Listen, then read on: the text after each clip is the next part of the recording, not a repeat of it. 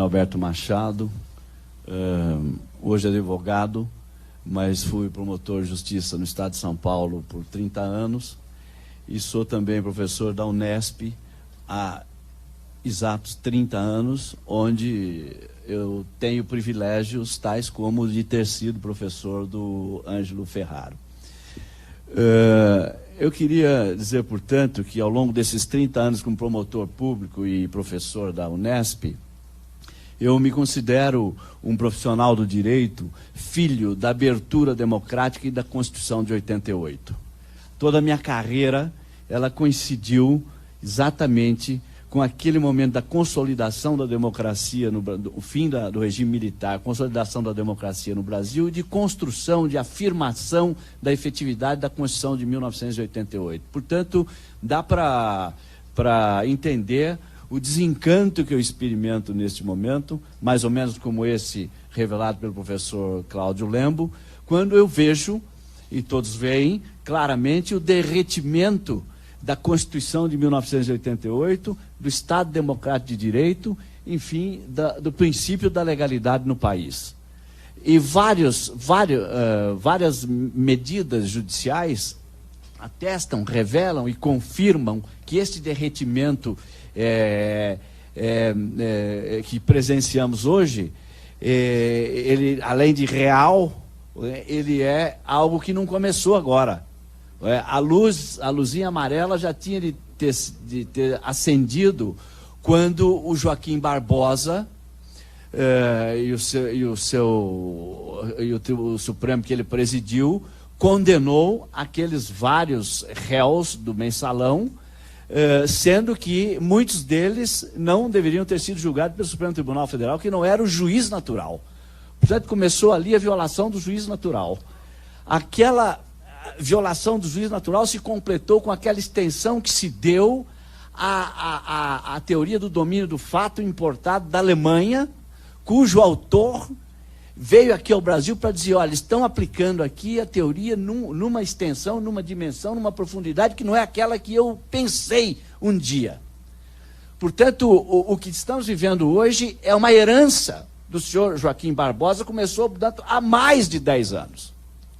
E aí, este processo foi se recrudescendo e ficando, a meu ver, assustador.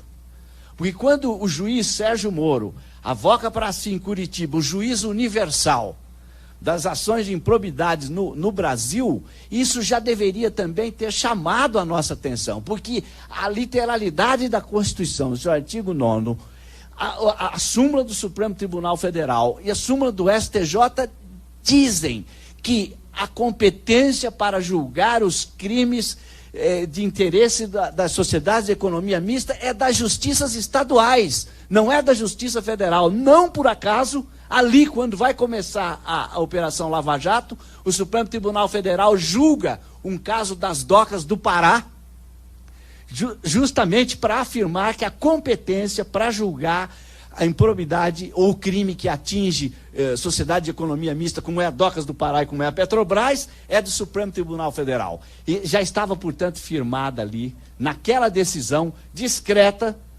das Docas do Pará, o que o Supremo Tribunal Federal dizia se alguém levantasse, como levantou, a incompetência do juiz Sérgio Moro.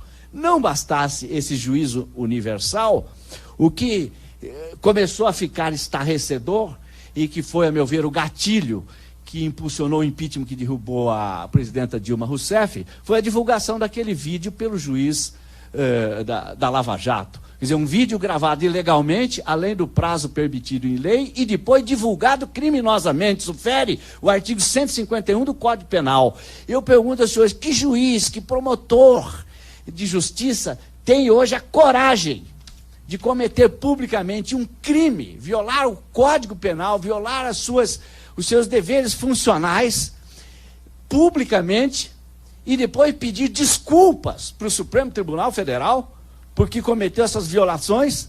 Que juiz de direito tem a coragem de colocar o seu cargo em risco se não tiver por trás de si um respaldo, se não tiver por trás de si forças irresistíveis que pudessem lhe dar sustentação?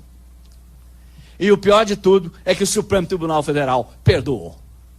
perdoou as violações dos deveres funcionários do juiz e perdoou o crime que ele cometeu. Com isto, não há dúvida de que o Supremo Tribunal Federal estava dando carta branca para aquele juiz violar a Constituição e cometer até crime. Logo em seguida, o juiz arrasta o ex-presidente Lula lá para Congonhas para fazer um interrogatório absolutamente desnecessário que assustou até o Lula, tamanha a ignorância dos delegados que o interrogaram e não sabiam como é que funcionava sequer o tal presidencialismo de coalizão. Isto foi, evidentemente, para quebrar as pernas do Lula. Diante das várias ilegalidades e inconstitucionalidades cometidas pelo juiz, que prende, nunca se viu tanta prisão preventiva para obter confissões e delações, portanto, nunca se viu tanta tortura psicológica no país, a céu aberto, sem nenhuma confrontação dos tribunais superiores. E quando alguém faz uma representação ao TRF4, lá de Porto Alegre, contra esse juiz pelas sucessivas violações constitucionais, vem o TRF e diz: esse juiz pode fazer isso. Ele pode decidir fora do tal regramento legal. As suas decisões podem ser, e o vocábulo utilizado foi esse, podem ser inéditas e podem ser excepcionais, porque o processo da Lava Jato é também inédito e é também excepcional. A segunda carta branca para que o juiz fizesse tudo o que fez. Em seguida, o juiz condena o ex-presidente Lula, sai do seu gabinete, vem aqui para São Paulo, dá uma entrevista para a Folha de São Paulo e diz: não há prova direta da responsabilidade criminal do presidente Lula. Eu o condenei, portanto, com base em provas indiretas, presunções, indícios e as tais convicções íntimas. Isso porque os próprios acusadores já haviam dito: não há prova contra o Lula. O que há é convicção. Portanto, os acusadores já disseram que não havia prova contra o Lula, havia apenas as convicções dele. O juiz profere a sentença e vem para a Folha de São Paulo. É só recuperar essa reportagem. Um Google aí resolve. É só recuperar a reportagem e os senhores vão ver. O juiz disse: não há prova direta contra o presidente Lula. E, portanto, mas mesmo assim, ele está condenado. Em seguida, vem a prisão violenta do ex-presidente da República, contrariando a presunção de inocência e o Código de Processo Penal. E temos hoje esse cenário do Lula encarcerado, do Lula inelegível e com toda essa fragilidade da Constituição Federal. Eu peço licença aos constitucionalistas presentes para lembrar aquela lição já muito batida do constitucionalista Ferdinando Lassalle, que fazia distinção entre a Constituição formal e a Constituição real. A Constituição formal é um pedaço de papel, dizia o Lassalle. A Constituição real é aquela constituída pelas forças oligárquicas, pelas forças econômicas, que decidem o que é a matriz, decidem o que é a norma hipotética fundamental, às vezes até, e quase sempre, em contradição com o que diz a Constituição de papel. Quando prevalece a Constituição real, ou seja, quando prevalecem as forças da exceção, a Constituição formal vira um simples pedaço de papel, que é o que nós estamos assistindo hoje. E dentro deste cenário de completa destruição do Estado Democrático de Direito, dentro desse cenário, eu acho que a palavra, o momento, é aquilo que a professora Edilene falou e o compatriota latino-americano também disse. Eu acho que a palavra é resistência. É só o que sobra.